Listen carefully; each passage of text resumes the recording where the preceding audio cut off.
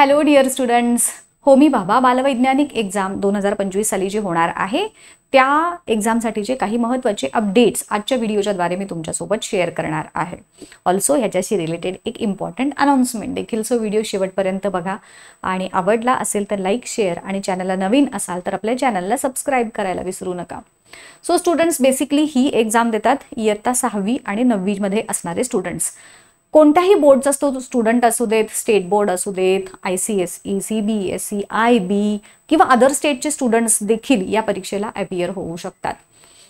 Semi, English medium, Marathi medium माध्यमाचाही काही याच्यामध्ये प्रश्न नाही, बरोबर. सो स्टुडंट्स या वर्षीचे ह्याच्या जे ॲडमिशन किंवा फॉर्म भरण्याची प्रोसेस आहे ती जुलैपासून सुरुवात झालेली आहे. ही आहे होमी भाभा एक्झामसाठीची जी ऑफिशियल वेबसाईट आहे.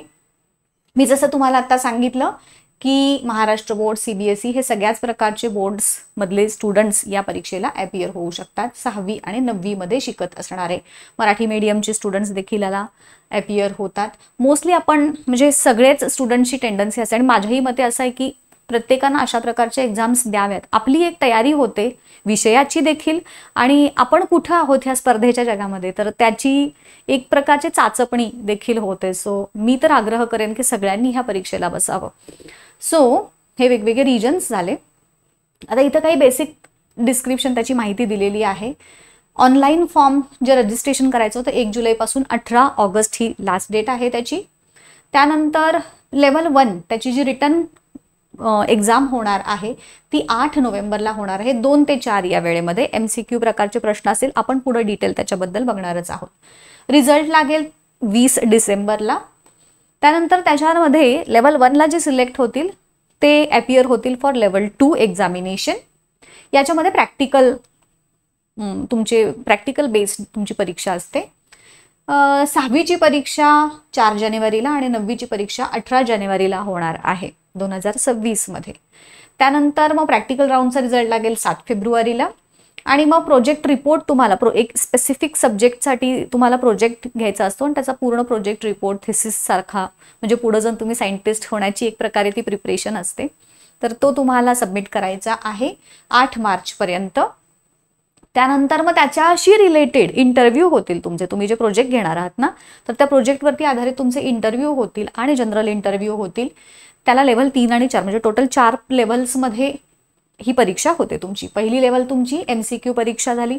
दुसरी लेवल आहे ती प्रॅक्टिकल होतील.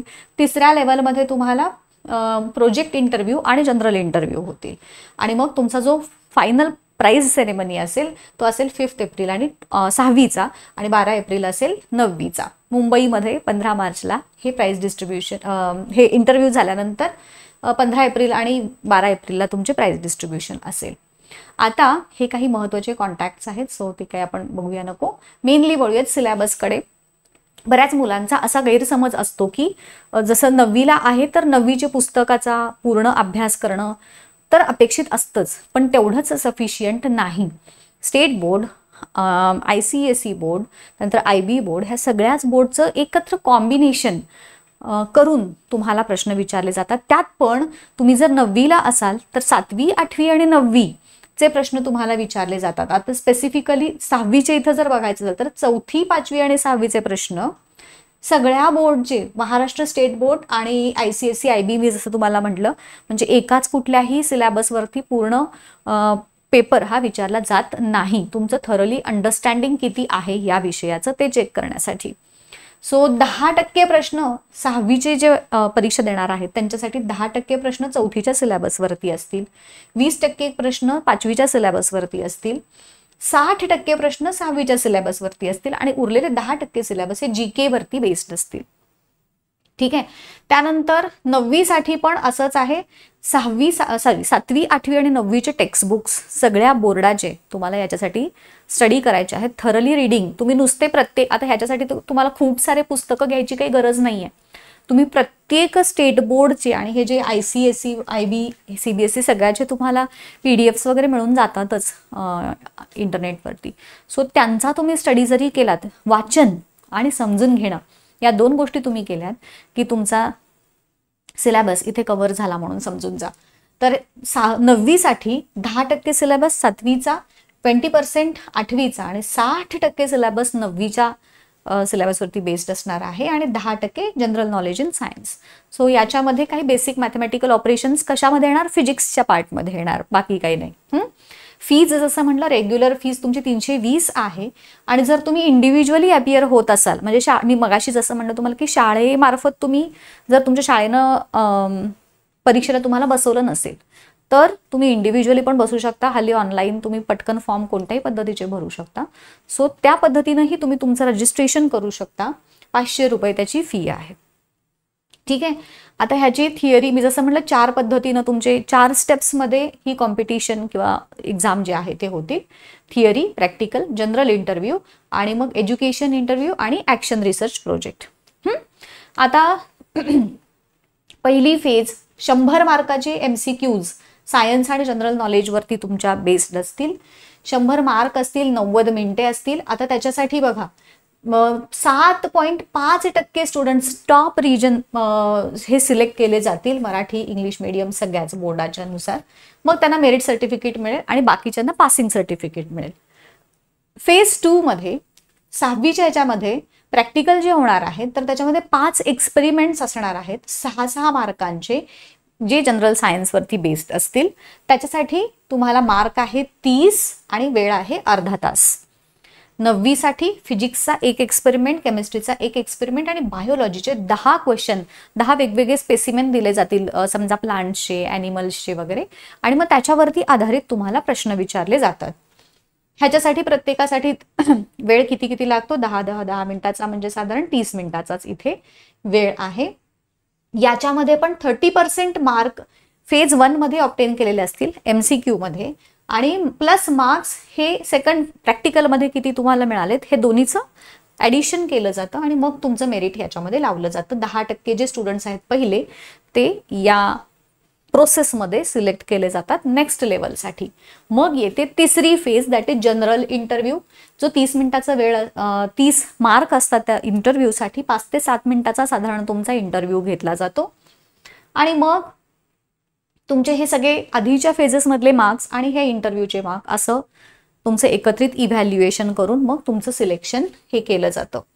आणि मग चौथी फेज येते ती म्हणजे प्रोजेक्ट जो आहे तो आणि मग इंटरव्ह्यू त्या प्रोजेक्टशी रिलेटेड 30 मार्क असतात त्यालाही 5 ते 7 मिनिटं आहेत. पण तुमच्या ज्ञानाचा तुमच्या नॉलेजचा तिथं कस लागतो. अगदीच आलं आणि इझिली मी एक्झाम दिली आणि पास होईन असं होणार नाही आहे. सो याच्यामध्ये एक म्हणतो ना आपण एक प्रेस्टिजियस अशी एक्झाम आहे ही. म्हणजे ही परीक्षा पास होणं हे सुद्धा एक प्रकारे इट इंडिकेट्स की तुम्ही खूप तुमची इंटेलेक्च्युअल ॲबिलिटी हायर लेवलची आहे. सो प्राईज किती मिळतं जसं इथं दिलेलं आहे विक्रम साराभाई ट्रॉफी मिळते आपल्याला स्कूलला. ज्या शाळेतून मुलं जाणार आहेत त्या शाळेला देखील ट्रॉफी आहे आणि मुलांच्यासाठी पण ट्रॉफी असणार आहे. हे म्हणजे जास्तीत जास्त पार्टिसिपेशन करणाऱ्या शाळांच्यासाठी आहेत हे. आणि मग हे रजिस्ट्रेशन प्रोसेस इथं तुम्हाला मी दिलेलीच आहे. ह्या आत्ताची जी वेबसाईट आहे त्या वेबसाईटवरती जाऊन तुम्ही तुमचे रजिस्ट्रेशन करायचं आहे.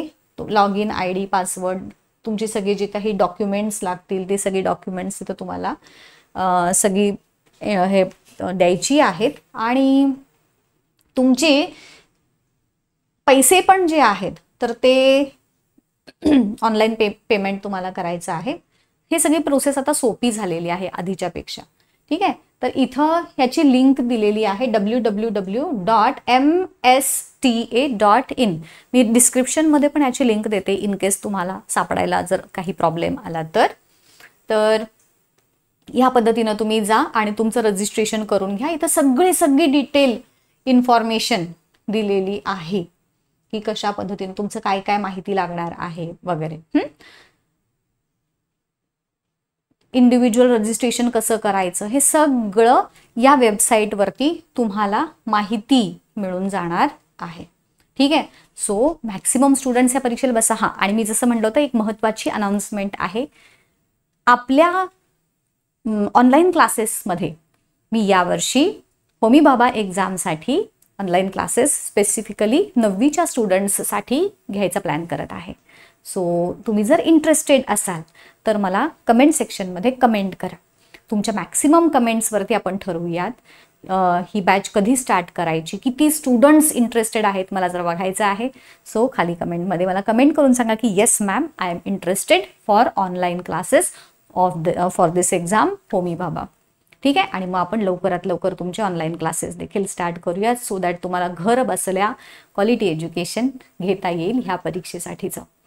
ओके. सो वाट कशाची बघताय? अजूनही जर तुम्ही रजिस्ट्रेशन केलेलं नसेल तर फटाफट रजिस्ट्रेशन करून घ्या आणि अभ्यासाला लागा. All the best. थँक्यू.